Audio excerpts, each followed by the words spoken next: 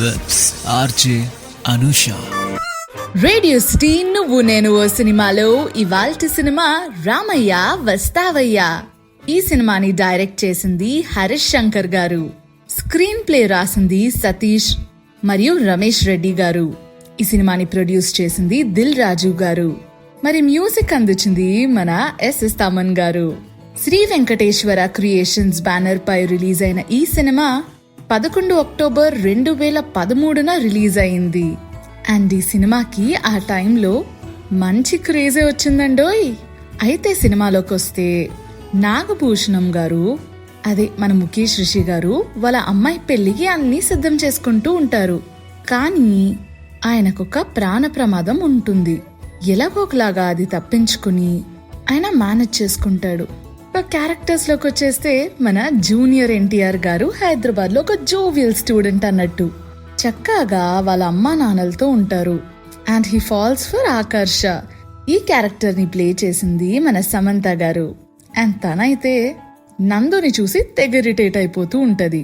So నందు ఎలా అయినా సరే అమ్మాయి గురించి కనుక్కునే ప్రాసెస్ లో వాళ్ళ పక్కింటి ఆశా జ్యోతిని అమ్మాయి గురించి కనుక్కుని కాలేజ్ అడ్రస్ కూడా కనుక్కుంటాడు బై బ్లాక్ మెయిలింగ్ హర్. అసలు ఏదైతే ప్లాన్ అయితే ఫెయిల్ అవుతూ వస్తుంది, కానీ వాళ్ళ అమ్మమ్మకి క్లోజ్ అవుతూ వస్తారు.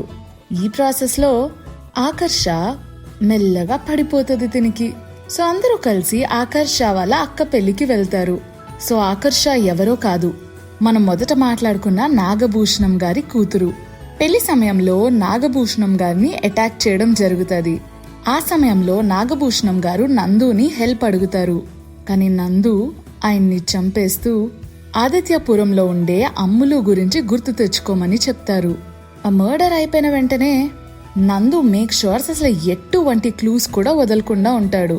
ఆ తర్వాత పోలీస్ ఆఫీసర్ అయినటువంటి అవినాష్ రంగంలోకి దిగుతారు. అండ్ హీ ఫైండ్స్ దట్ నందు ఇస్ బిహైండ్ దోస్ కిల్లింగ్స్. అబ్బా, అవినాష్ నందుని అరెస్ట్ చేసే లోపు ఆకర్షాన్ని గన్ పాయింట్ లో పెట్టి ఎస్కేప్ అవుతారన్నమాట. అసలు నందు నాగభూషణాన్ని ఎందుకు చంపారు? ఆ మిస్టీరియస్ గర్ల్ అమ్ములు ఎవరు? తర్వాత ఆకర్ష నిజంగానే తింటూ ఉంటాదా, లేకపోతే నిజం తెలిసాక విడిపోతాదా?